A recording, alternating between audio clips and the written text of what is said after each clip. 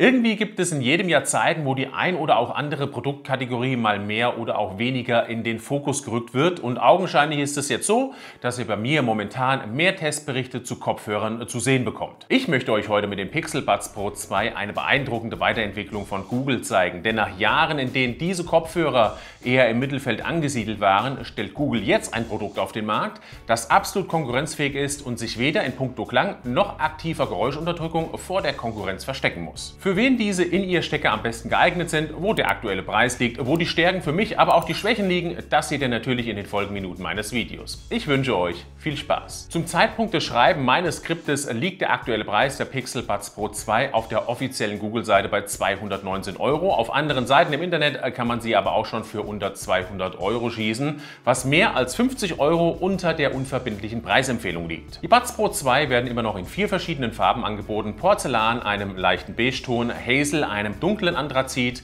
Wintergreen, einem knalligen Grünton und Peony, einem kräftigen Pinkton. Bei Interesse schaut einfach mal in die Videobeschreibung, dort habe ich euch die Produkte verlinkt. Die neueste Generation der Pixel Buds Pro 2 ist gegenüber des Vorgängers nicht nur leichter, sondern vor allem auch kleiner geworden. 30% kleiner und 25% leichter als der Vorgänger.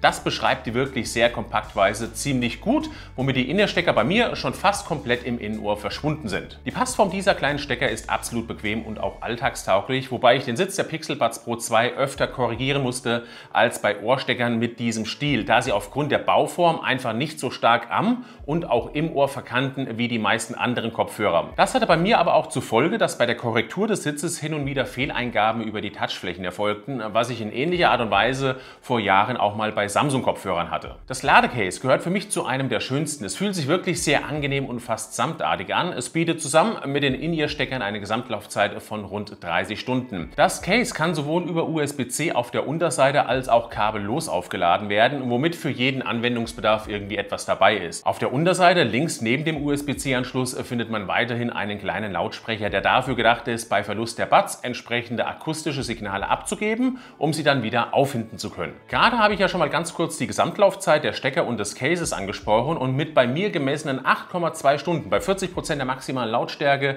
und mit aktivierter Geräuschunterdrückung lag meine Akkulaufzeit sogar etwas über den Angaben von Google. Vor allem hinsichtlich der Größe dieser Stecker, aber auch des Cases, das nicht wirklich größer ist als Konkurrenzprodukte, nur irgendwie anders geformt wurde, sind diese Werte wirklich absolut phänomenal. Kurzer Vergleich hier zu den kürzlich getesteten Huawei FreeBuds 6i. Hier kam ich lediglich auf Laufzeiten von 4,2 Stunden bei gleichem Setup. Kommen wir damit auch schon zu einem der wichtigsten Punkte, natürlich neben der Soundkulisse, nämlich zur aktiven Geräuschunterdrückung und auch zum Transparenzmodus. Um den weniger spannenden Part am Anfang abzuhaken, der Transparenzmodus lässt sich als gut bezeichnen. Er leitet recht natürlich die Außengeräusche in euer Ohr weiter. Bei absoluter Stille ist so gut wie kein Grundrauschen wahrzunehmen, nur ganz leicht. In der Gesamtheit ist er jedoch nicht so klar wie bei denen von den AirPods Pro 2 von Apple, die für mich in diesem Kategoriebereich immer noch das Maß aller Dinge sind. Bei der aktiven Geräuschunterdrückung sieht es meiner Meinung nach aber komplett anders aus. Hier musste ich auch schon am Anfang erstmal mit den Silikonstöpseln etwas arbeiten, also dass ich auf die nächstgrößeren Silikontips gewechselt bin, um hier noch etwas mehr herausholen zu können. Mit mehr als 3 Millionen Anpassungen pro Sekunde liefern die Pixel Buds Pro 2 eine Geräuschunterdrückung, die meines Erachtens deutlich über denen der AirPods Pro 2 von Apple liegt und nochmals minimal besser als die zuvor getesteten Technics AZ80. Auch im Vergleich mit Kopfhörern, die ich euch jetzt noch gar nicht zeigen darf, die aber definitiv auch Premium sind, schneiden sie deutlich besser ab.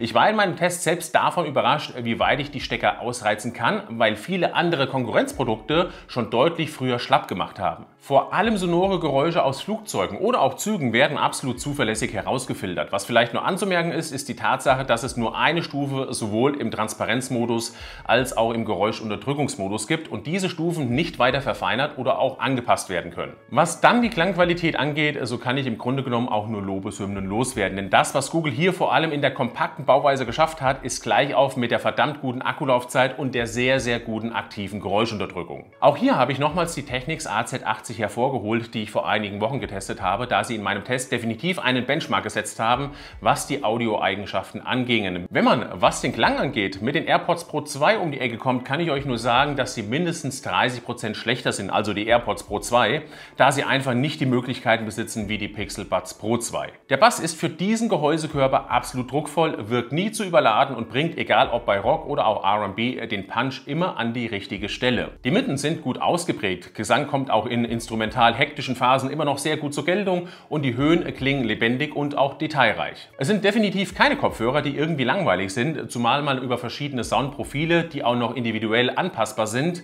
über einen 5-stufigen Equalizer genau das herausholen kann, was man wirklich für sich braucht. Im Vergleich mit den AZ80 sind sie lauter, sind allerdings nicht ganz so detailliert wie die Technics-Konkurrenz, was aber definitiv immer noch für 95% der User absolut ausreichend sein wird. Zur vollen Verwendung der Pixel Buds Pro 2 könnt ihr entweder über die Einstellung eures Smartphones, insbesondere eines Pixel Smartphones, in die Geräteeinstellung gehen. Alternativ gibt es aber auch noch die Pixel Buds App, die exakt das gleiche spiegelt. Hier könnt ihr unter anderem auch die Geräuschunterdrückung aktivieren oder auch deaktivieren, in den Transparenzmodus wechseln, den digitalen Assistenten ein- oder ausschalten, die Geräte suchen, die Touchbedienung anpassen und verschiedene Tonformen verwalten. Ihr könnt einstellen, ob die Kopfhörer bei erkannten Unterhaltungen automatisch herunterpegeln sollen. Außerdem könnt ihr eure Hörgesundheit überprüfen, sehen, wie ihr in den letzten Tagen mit den Kopfhörern unterwegs wart oder beispielsweise Multipoint-Verbindung verwalten. Hier ist es nämlich möglich, bis zu 2 Geräte gleichzeitig mit dem Pixel Buds Pro 2 zu koppeln, sodass ein nahtloser Übergang von einem auf das andere Gerät stattfindet. In Verwendung mit einem Pixel Smartphone gibt es außerdem Spatial Audio, was bedeutet, dass sich der Sound an eure Kopfbewegung anpassen kann. Die Touchsteuerung habe ich ja ganz am Anfang schon mal kurz angesprochen, da es hin und wieder bei der Korrektur der Stecker auch zu Fehleingaben kam. Die eigentliche Touch-Bedienung ist aber relativ simpel.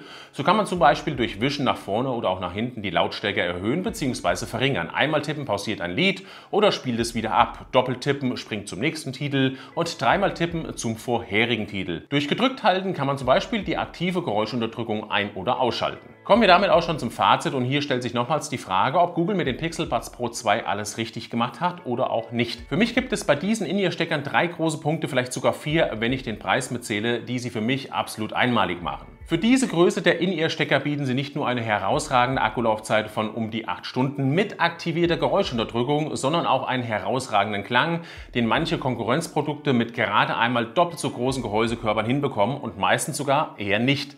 Außerdem bieten sie eine aktive Geräuschunterdrückung, die absolut ihresgleichen sucht. Am Anfang meines Tests vor rund 7 Wochen mit den etwas kleineren Silikonaufsätzen fand ich sie noch nicht ganz so stark. Nach 2 Wochen bin ich dann allerdings auf die nächstgrößeren gewechselt und muss sagen, dass sie fast alle störenden sonoren Geräusche ausblenden können, die man im Alltag oder auf Reisen hat. Oft werden ja, und da möchte ich mich auch gar nicht ausnehmen, immer die AirPods Pro 2 von Apple als das Maß aller Dinge in jedem Bereich angesehen. Meiner Meinung nach sind die Pixel Buds Pro 2 von Google nicht nur 5%, sondern klanglich eher 30% besser. Genauso sieht es aber auch bei der aktiven Geräuschunterdrückung aus, was mich absolut zum Staunen gebracht hat. Der aktuelle Preis liegt ungefähr bei 190 € und wer auf der Suche nach einem guten Allrounder mit super Klang, einer langen Akkulaufzeit und einer noch besseren ANC-Funktion ist, der muss sich hier wirklich unbedingt die neuen Google-Kopfhörer anschauen. Und genau mit diesen Worten bin ich auch schon am Ende nach 2 Monaten der intensiven Nutzung der Pixel Buds Pro 2 und bedanke mich, dass ihr zugeschaut habt. Bis dahin, macht's gut und ciao!